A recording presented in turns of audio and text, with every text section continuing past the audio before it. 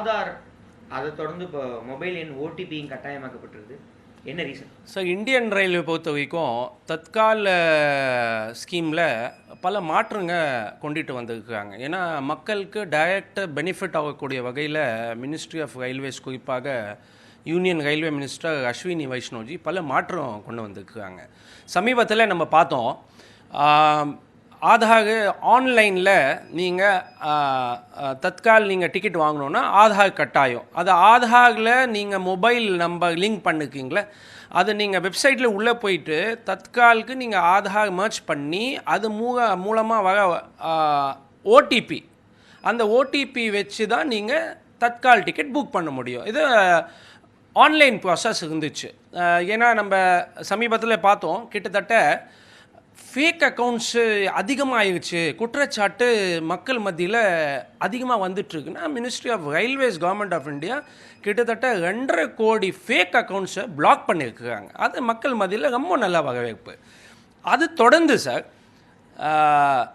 இன்றைக்கி காலையில் ministry of railways ஒரு அனௌன்ஸ்மெண்ட் பண்ணியிருக்கிறாங்க. அது தெற்கு ரயில்வே இன்றைக்கி காலையிலேருந்தால் ஒரு இம்ப்ளிமெண்டேஷன் கொண்டு வந்திருக்கிறாங்க. அது என்னென்னா, ஆன்லைனில் இருந்த இந்த ஒரு சிஸ்டமை இப்போ கவுண்டரில் நீங்கள் போய் தற்கால் டிக்கெட் எடுக்கிறீங்கன்னா அந்த சிஸ்டமும் இப்போ கொண்டு வந்துட்டாங்க. இப்போ நீங்கள் கவுண்டரில் தற்கால் டைமில் போயிட்டு ஃபார்ம் ஃபில்அப் பண்ணி நீங்கள் ஆதார் லிங்க்டு நம்பர் அதில் எழுதி நீங்கள் கவுண்டரில் கொடுத்தீங்கன்னா 3 செகண்டுக்குள்ளே உங்களுக்கு ஒரு ஓடிபி வரும். அந்த ஓடிபி உடனே நீங்கள் சொல்லணும். சொன்னால் தான் அது கவுண்டரில் அது ஓடிபி மர்ச் பண்ணி உங்களுக்கு தற்கால் டிக்கெட்ஸ் வரும். இது மக்கள் மத்தியில் ரொம்ப நல்ல ஒரு welcomable decision by the government of India சொல்லி பப்ளிக் சொல்லுவாங்க. குறிப்பாக சார் தெற்கு ரயில்வே இன்னைக்கு காலையிலேருந்து அது இனிஷியேட் பண்ணியிருக்கிறாங்க. இது ஒரு ட்ரையல் பேசிஸாக 24 ட்ரெயின்ஸ் ஃப்ரம் த சதர்ன் ரயில்வேக்கு அது ஒரு எக்ஸிக்யூட் பண்ணியிருக்கிறாங்க. குறிப்பாக சென்னை சென்ட்ரல்லேருந்து கிளம்பக்கூடிய ட்ரெயின்ஸ் மைசூரு, பெங்களூரு, கோயம்புத்தூர், ஹஸ்ரத் நிசாமுத்தீன், நாகர்கோயில், இதான் இன்டர்னலும் அது பார்க்குறாங்க, திருவனந்தபுரம், வேக கேரளா, அதர் டெஸ்டினேஷன்ஸ். கிட்டத்தட்ட 24 trains has been fixed by the Southern Railway for this Tatkal scheme. இது மக்கள் மத்தியில் ரொம்ப நல்ல வரவேற்பு சார். வரும் நாட்களில் எல்லா ட்ரெயினுக்கும் இந்த ஸ்கீம் எப்போ சார்?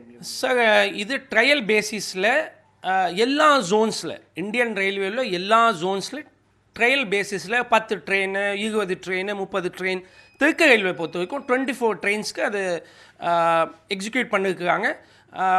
அந்த ட்ரையல் பேசிஸில் சக்ஸஸ் ஆன உடனே எல்லா ட்ரெயினுக்கு அனௌன்ஸ் பண்ணுற மாதிரி யூனியன் ரயில்வே மினிஸ்டர் அஸ்வினி வைஷ்ணோஜி ஒரு good news for the passengers, ஏன்னா மக்களுக்கு டைரெக்டாக பெனிஃபிட் ஆகக்கூடிய வகையில் இந்த ஸ்கீம் கொண்டு வந்திருக்கிறாங்க. சில இடங்களில் சர்வர் ப்ராப்ளம்னால ஓடிபி இஷ்யூஸ் இதெல்லாம் வருது, அதெல்லாம் ரிசால்வ் பண்ணுறதுக்கு எந்த மாதிரி நடவடிக்கை இருக்குது சார்? டிக்கெட் அப்கிரேஷன் சிஸ்டம்மை கிட்டத்தட்ட பல கோடி அதுக்கு ஃபண்டு ஒதுக்கி அப்கிரேஷன், ஏன்னா ஒரு நிமிஷத்துக்கு ஒரு 25,000 tickets through out the country book பண்ணுறாங்க. இப்போது பேசஞ்சர் டிக்கெட் அப்கிரேஷன் சிஸ்டம் அதுக்கு வேலை நடந்துகிட்ருக்கு. அது ஒன்ஸ் கிளியர் ஆன உடனே ஒரு நிமிஷத்துக்கு இந்தியா முழுவதும் 1 lakh டிக்கெட் புக் பண்ண முடியும். அந்த சிஸ்டம் கவர்மெண்ட் ஆஃப் இந்தியா கொண்டு வந்திருக்காங்க. அஃபிஷியலாக யூனியன் ரயில்வே மினிஸ்டர் அஸ்வினி வைஷ்ணோஜி, அது good news will be announced by him.